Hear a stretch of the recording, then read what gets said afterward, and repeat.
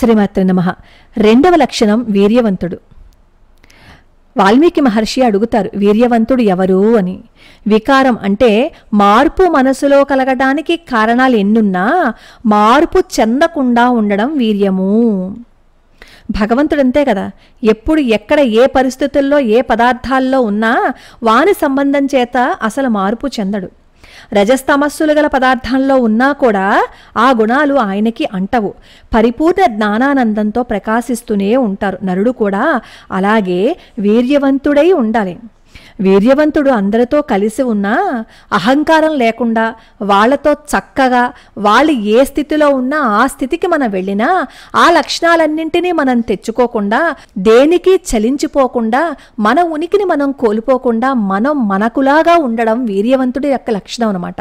ప్రతిదానికి చలించిపోయి ప్రతిదానికి భయపడిపోయి ఇంక నా జీవితం వింతే, ఇంక నేను దేనికి పనికిరాను, నా వల్ల కాదు, నాతో ఎవరూ లేరు అంటూ బాధపడే లక్షణం ఎప్పుడూ నరుడికి ఉండకూడదు. రామచంద్రమూర్తి 14,000 మంది రాక్షసులతో యుద్ధం చేస్తున్నప్పుడు కూడా తాను ఒంటరిగా ఉన్నానే అని కలత చెందలేదు కదా.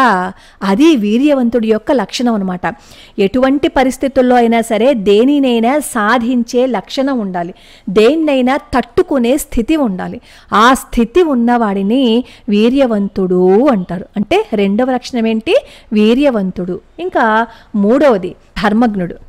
ధర్మాన్ని తెలుసుకున్నవాడు మాత్రమే కాదు, ధర్మాన్ని చెప్పటం మాత్రమే కాదు, నోటితో చెప్పి మనం ధర్మం తెలుసుకుంటే సరిపోదు, ధర్మాన్ని ఆచరించాలి. మనం ఏం చెప్పామో అదే చెయ్యాలి, మనం ఏం చేశామో అదే చెప్పాలి. అలౌకికమైన శ్రేయస్సుకి సాధనం ధర్మం అని చెప్తారు. ఈ ధర్మం 2 విధాలుగా ఉంటుంది, సామాన్య ధర్మము, విశేష ధర్మము.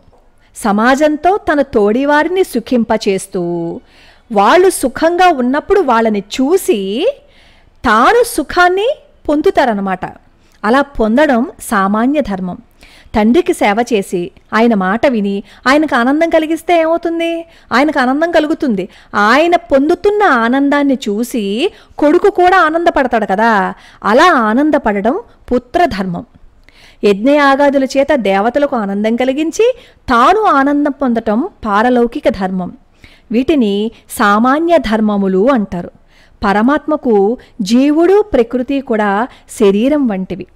పరమాత్మచే నియమింపబడి పరమాత్మ కొరకు ప్రవర్తించవలసిన మానవుడు స్వతంత్రమై స్వార్థంతో ప్రవర్తించకుండా భగవంతుడి అధీనమై భగవత్ ప్రీతి కొరకై ఏదైతే చేస్తామో ఆ అన్ని పనులను శరీరంతో చేస్తూ ఉండడం విశేష ధర్మం.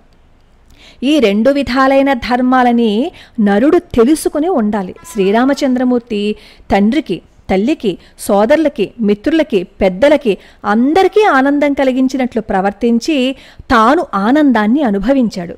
యజ్ఞయాగాదులు చేసి దేవతలను ఆనందింపచేసి తాను ఆనందించాడు. దైవానికి వశవర్తి అయి దైవప్రీతికై తాను చేయవలసిన పనులని చేశాడు. అందుచేత శ్రీరామచంద్రమూర్తి ధర్మజ్ఞుడు.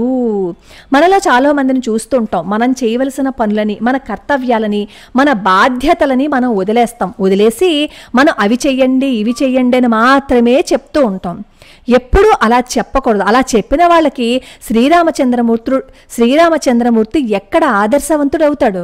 మన శ్రీరామచంద్రమూర్తిని గౌరవిస్తున్నాము, ప్రేమిస్తున్నాము, పూజిస్తున్నాము అంటే శ్రీరామచంద్రమూర్తి యొక్క గుణాలను కూడా మనం తెలుసుకోవాలి. శ్రీరామచంద్రమూర్తి యొక్క గుణాలను కూడా మనం తెలుసుకుని ఆ విధంగానే మనం ప్రవర్తించాలి. అలా ప్రవర్తించినప్పుడే నీకు శ్రీరామచంద్రుడు అంటే గౌరవము. అప్పుడే నువ్వు రామా అని పిలవడానికి నీకు హక్కు ఉంటుంది. అంతవరకు నీకు అసలు రామా అని పిలిచే హక్కే లేదు. రాముడు గుణాలను తెలుసుకుని ప్రవర్తించాలి.